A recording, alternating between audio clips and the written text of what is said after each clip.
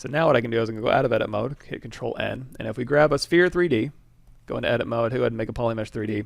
Now what I can do is I can take my curve brush, I can just drag it along. To turn curve mode off. Interesting. So we can take our curve brush here that we just made and go ahead and drag along our surface. It looked like it didn't keep our settings here. Let's go ahead and turn those back on. Weld point, stretch, curve res.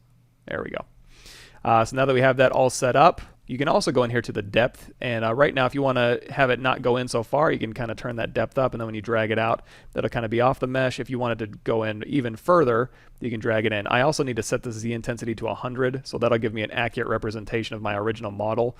If you do want it to be thinner, crank your Z intensity down, like so, or if you want to over crank it, so here it is at 100, you can go down here to your brush modifiers and change the strength multiplier to really kind of over crank that a little bit.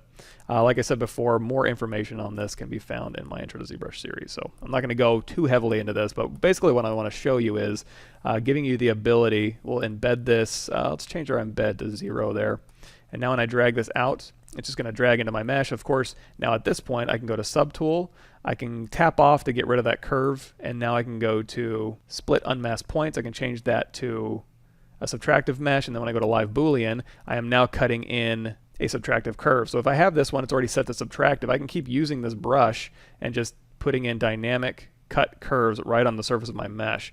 Now I'm probably going to want to make sure I have snap turned on, so as I'm dragging it over the mesh, it snaps to my surface here.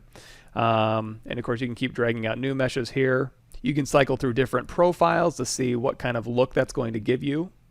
You can change the depth like we did before. We can just have that elevate just a little bit. You can tap this to update this as well. And because this is a curve brush, you can swap this out with any other curve brush. We can go to B, I, Insert.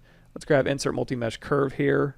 Hit M, and we'll just choose this necklace link, and we'll just tap this to update it. And now we can drag through this necklace link to kind of get that kind of detail as a subtractive Boolean. So let's go ahead and go back to our original brush here. We'll hit this one. There we go.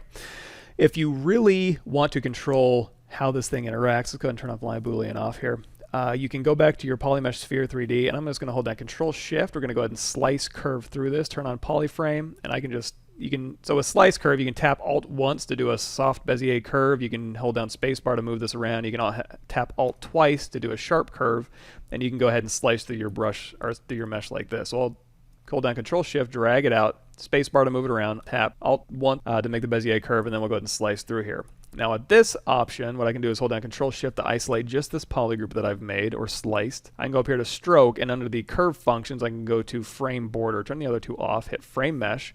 That'll put a curve right along here, and we know that if we have any curve at all we need to do is go to Brush, grab your brush there, and now we can go ahead and just tap this, and that'll update with our brush here. So if I want to see what this is doing, looks like it's coming out just a little bit here. I'm going to go back to our brush depth, and I'm going to lower this a little bit and then re-tap to update that curve.